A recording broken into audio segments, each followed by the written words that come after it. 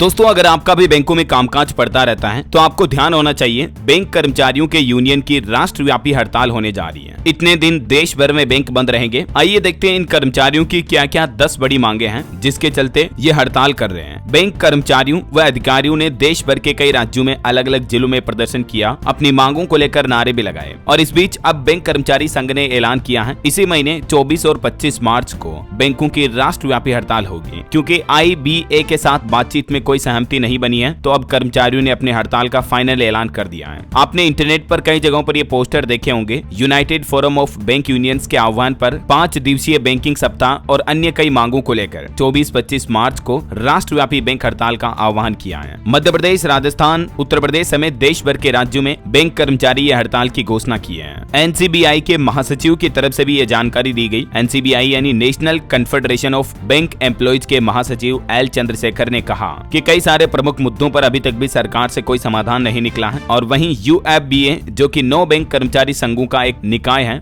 वो भी पहले ही इन मांगों को लेकर हड़ताल की घोषणा कर चुका है। आइए देखते हैं कि बैंक यूनियन ने सरकार के सामने क्या क्या मांगे रखी हैं जिसके चलते ये राष्ट्रव्यापी हड़ताल होने जा रही है। एक तो बैंक कर्मचारी संगठनों की सबसे प्रमुख मांग है कि 5 दिवसीय बैंकिंग सप्ताह शुरू किया जाए, मतलब कि 5 वर्किंग डे वीक सिस्टम लागू हो बैंकों में। अभी आपको पता होगा 2nd और 4th सैटरडे यानी दूसरे और चौथे शनिवार को बैंकों में छुट्टी होती है और बाकी तो संडे को सभी जगहों पर अवकाश होता ही है, राइट। लेकिन अब बैंक कर्मचारी संगठनों की यह प्रमुख मांग है कि जो पहला और तीसरा शनिवार होता है उसकी भी छुट्टी रखी जाए, मतलब केवल सोमवार से शुक्रवार ही बैंक खुले रहेंगे। ऐसा एक तो ये प्रमुख मांग है। इसके अलावा बैंकों में कई सारे रिक्त पद पड़े हैं, उन पर भी भर्ती की जाए, समझ रहे हो। तो बैंक कर्मचारियों ने और भी कई मांगे की हैं, एक एक करके मैं आपको पूरी लिस्ट बताता हूँ। देखिए, आप कर्मचारियों की कुछ और प्रमुख मांगे, सभी संवर्गों में रिक्त पदों पर पर्याप्त भर्तियां की जाए, 5 दिवसीय बैंक सप्ताह के मुद्दे पर हुई सहमति का अविलंब क्रियान्वयन किया जाए, नियमित कार्यों में आउटसोर्सिंग को बंद किया जाए, लंबित अवशिष्ट मुद्दों का निराकरण न होने से बैंक कर्मचारियों में जो आक्रोश है इनका समाधान करें, बैंक कर्मचारियों के साथ होने वाले दुर्व्यवहार और हमलों के खिलाफ बैंक कर्मचारियों को सुरक्षा दें, सभी अस्थायी कर्मचारियों को नियमित किया जाए, मतलब रेगुलर किया जाए, बैंकों में कामगार और अधिकारी निर्देशकों के पदों को भी शीघ्र भरा जाए, आयकर छूट के साथ 25 लाख रुपए तक की सीमा बढ़ाने के लिए ग्रेच्युटी अधिनियम में भी संशोधन किया जाए, रियायती शर्तों पर दिए जाने वाले लाभों पर आयकर की वसूली बैंक कर्मचारियों से की जा रही है जो कि अनुचित है, तो इसका भी भार प्रबंध उठाया जाए, अनुचित श्रम प्रथाओं को तुरंत विराम दिया जाए, मतलब बैंक कर्मचारियों से जो एक्स्ट्रा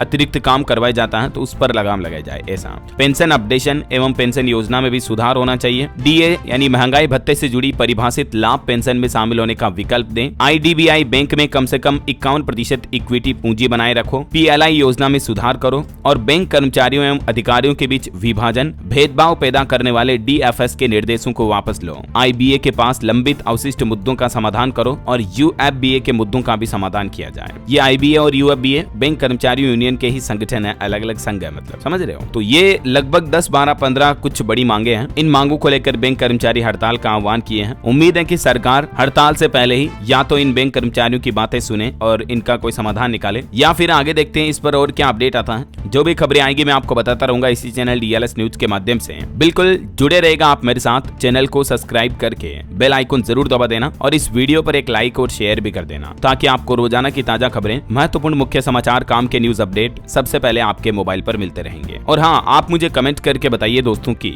आपको सबसे अच्छी सर्विस किस बैंक की लगती है, कमेंट में लिखिए। बाकी ख्याल रखिएगा अपने आप का, अपने परिवार का। मिलेंगे अगले नेक्स्ट अपडेट में, तब तक के लिए जय हिंद, जय भारत, वंदे मातरम।